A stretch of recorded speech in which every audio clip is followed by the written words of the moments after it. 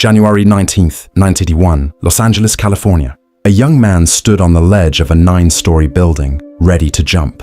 Police had been trying to talk him down for 2 hours. Nothing worked. Then someone in the crowd shouted, "That's Muhammad Ali!" Ali looked up at the man on the ledge and said 5 words.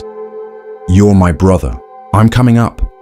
What happened in the next 20 minutes didn't make headlines, but it saved a life, and it proved that sometimes the greatest victories happen outside the ring.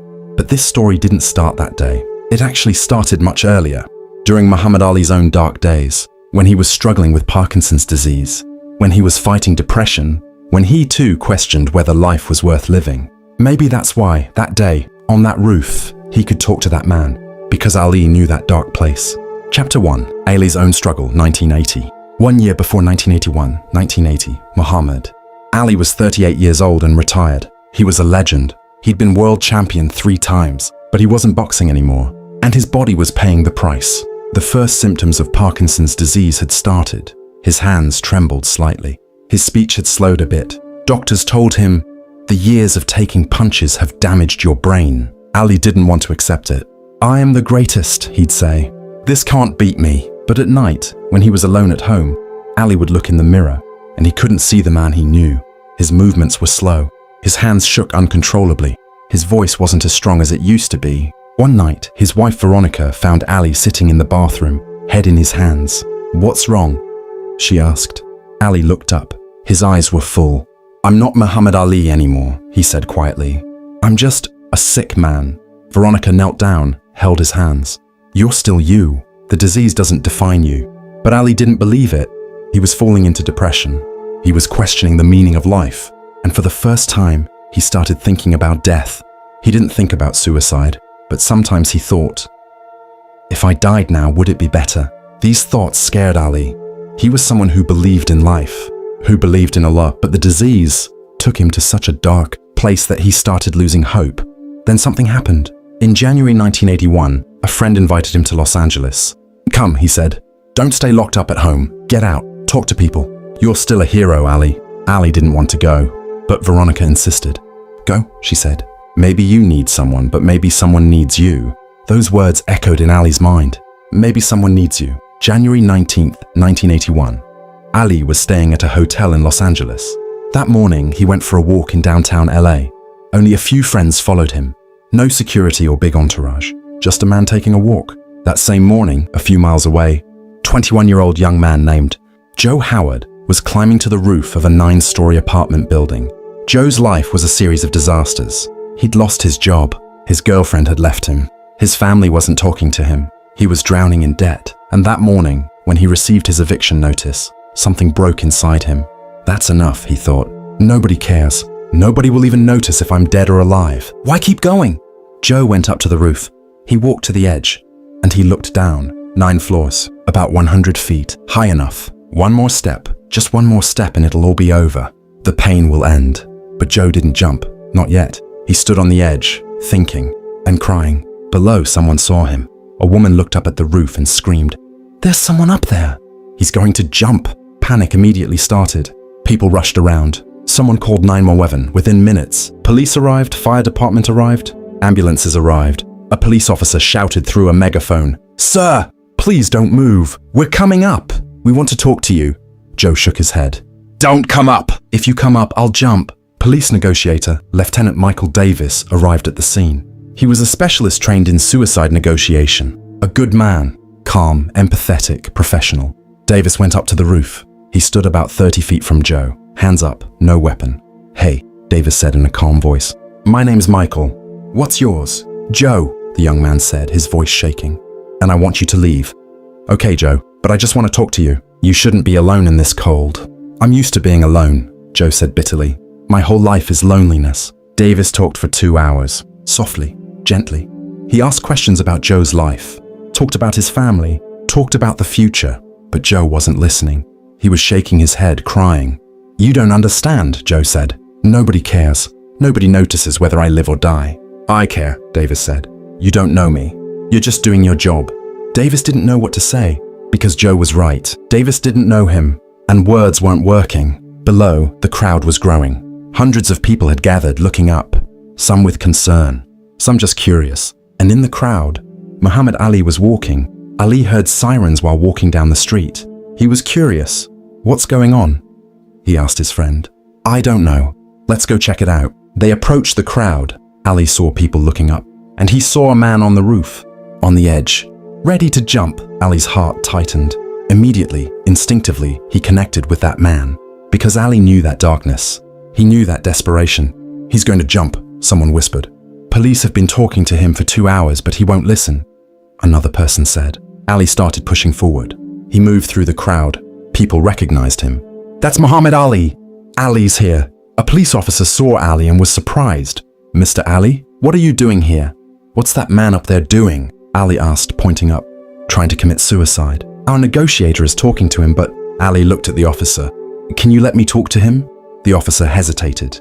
"Mr. Ali, I appreciate it, but this is a sensitive situation. We have trained professionals." 2 hours, Ali said. "Clearly the professionals aren't working. Give me a chance. 20 minutes. The officer looked into Ali's eyes. He saw something there. Determination, empathy, and maybe relatable pain. "I need to talk to my commander." A few minutes later, Commander Davis came down. He saw Ali. "Muhammad Ali," Davis said, "I really appreciate you, but..." "Commander," Ali interrupted, "I know what that man is feeling. For the past year, I've been in dark places too. Depression, hopelessness. I understand. Let me talk to him." Davis hesitated. Then he nodded. "Okay, but be careful. If the situation gets worse, you need to back off immediately." Ali nodded and walked toward the building. When Ali got to the roof, Joe was still on the edge, looking down, crying. Ali approached slowly. He stopped about 15 feet away. "Joe?" Ali said softly. Joe turned his head. He saw Muhammad Ali. In shock. "You're Muhammad Ali?" "Yes," Ali said, smiling. "But right now, I'm just one man who wants to talk to another man." "Why?" Joe asked. "Why do you care?" Ali took another step closer. "Because you're my brother. Allah created all of us as brothers. And a brother doesn't let another brother die." Joe shook his head. "You don't know me. I'm nobody. You're a world-famous champion. Why would you be here?" Ali came closer. Now they were only about 6 feet apart. "Because I've suffered too, Joe. Right now I have Parkinson's disease. My body doesn't listen to me. My hands shake. My speech is slowing down. And at night, when I'm lying in bed, sometimes I think, is life worth living?" Joe looked at Ali. The champion, the legendary Muhammad Ali, was saying this. "Really?" Joe whispered. "Really," Ali said. "Am I not human? Do I not suffer? Yes, I do. Every day I suffer. But you know what keeps me going?" Joe didn't answer. "Faith," Ali said. "Faith in Allah. And I know that this life is a test. It's not easy. It's never easy. But giving up means losing the test." Tears were streaming from Joe's eyes. "But I'm a failure. I've lost everything. My job, my girlfriend, my home. I have nothing left." Ali nodded. "I lost everything too. In 1967, the government took my title. They took my license. I couldn't make money. For 3 years, I had nothing. But you know what? I came back. And you can come back too. But how?" Joe asked desperately. "How do I keep going?" Ali took another step. He was now beside Joe. He slowly reached out his hand. "Take my hand, Joe, and come back from that edge. I'll be with you. You're not alone." Joe looked at Ali's hand, trembling because of Parkinson's, but reaching out, offering, helping. "If I come back, what happens?" Joe asked. "My life will still be the same disaster." "No," Ali said, "because now you have people who care about you. I will help you. I'll help you find a job, find a place. But first you need to step away from that edge." Joe hesitated. Then slowly he took Ali's hand. Ali gently pulled Joe back. Joe took one step back from the edge, then another step. Then he collapsed, started crying. Ali knelt down and hugged Joe. "You're safe," Ali whispered. "You're safe, brother." Below, the crowd was silent. Then someone started clapping. Then another. Then everyone, hundreds of people were clapping, crying, shouting with joy. Commander Davis ran up to the roof to safely take Joe. But first he turned to Ali. "Thank you," Davis said, his voice breaking. You performed a miracle." Ali shook his head. "Not a miracle, just one human being giving hope to another." Below, reporters rushed to Ali. Cameras turned on. Questions were shouted. "Ali, what did you say to him? Ali, how did you convince him?" Ali raised his hand, asking for silence. "It was a private moment," he said. "Things that only that man should know. But I'll tell you this. That young man is precious. He's worth living. And all of us need to pay more attention to each other." Then Ali turned and walked away. He gave no interviews. He took no photos. He just walked. The next day, some newspapers wrote the story, but it wasn't a big headline. It was a small paragraph. Muhammad Ali prevents suicide attempt. Ali didn't care. He hadn't done it for fame. He hadn't done it for cameras. He'd done it for a human life. Joe Howard got psychiatric help after that day. He went to therapy, and slowly he started to heal. Ali kept his word. He helped Joe find a new job, helped him find a place in an apartment, and for several months, Ali regularly called Joe, checked on him. "How are you, brother?" Ali would ask. "I'm better," Joe would answer. "Thank you. If it weren't for you..." "No," Ali would interrupt. "If it weren't for you, you chose life. I just helped." In 1985, 4 years later, Joe married a woman. He started a business, and he had a son. He named that son Muhammad. In honor of Ali, saving Joe became a turning point for Ali. After that day, Ali's depression started to lift, because Ali understood something. The meaning of life wasn't just living for ourselves, but living for others. "Parkinson's can slow me down," Ali told a friend, "but it can't stop me, because there are still things I can do. I can help people. I can give hope."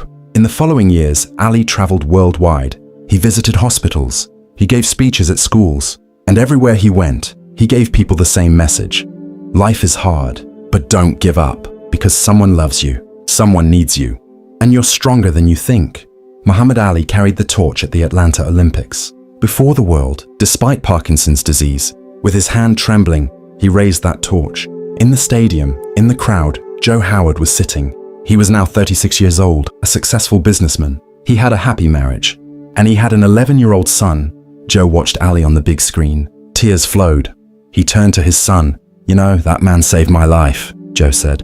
"How?" his son asked. "It's a long story, but basically he showed me that it's worth not giving up." After the Olympics, Joe wrote a letter. He sent it to Ali.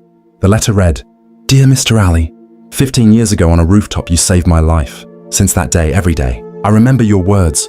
You're my brother. Those words kept me alive. Now I have a son. His name is Muhammad, your name. And every day I tell him, don't give up. No matter what, don't give up. Because life is precious. Thank you, my champion. You didn't just save a life. You created a family. You created a future. Forever grateful, Joe Howard." When Ali read the letter, he cried. His wife Lonnie was beside him. "This is why," Ali said, his voice weak but emotional. "This is why we live. To touch others." June 3rd, 2016, Muhammad Ali died. His funeral was held in Louisville, Kentucky. Thousands attended. And among the speakers was a name, Joe Howard. Joe was 56 years old at the time, gray-haired, a mature man, but when he stepped to the podium, he looked like that desperate 21-year-old. In 1981, Joe began speaking, his voice trembling. "I wanted to die, and if Muhammad Ali hadn't been there that day, I would have died." The room was silent. You know what Ali said to me? He said, "You're my brother."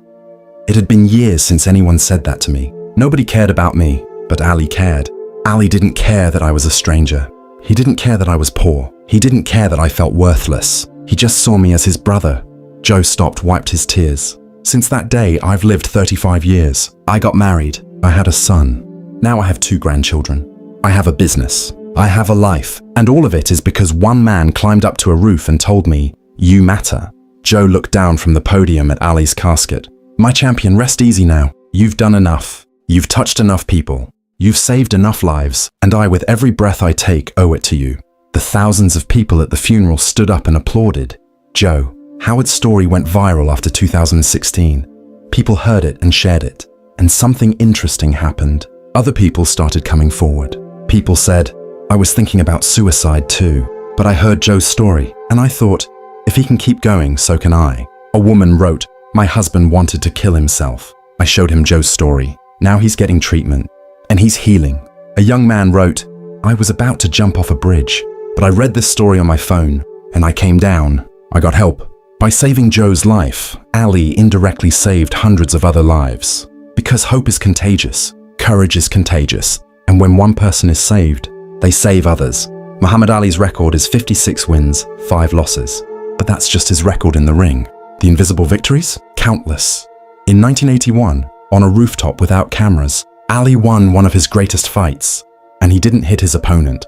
He hugged his opponent. What does this story teach us? Real strength isn't measured by punches, not by how you can knock someone down, but by how you can lift someone up. Ali didn't give Joe a thing. He gave him time. He gave him empathy. He gave him brotherhood. And that was enough. Today, there are millions of people in the world in dark places, depression, loneliness, hopelessness, and sometimes all they need is for someone to say, "You matter." Maybe you can be that person. Maybe a word you say today can save someone's life. Joe.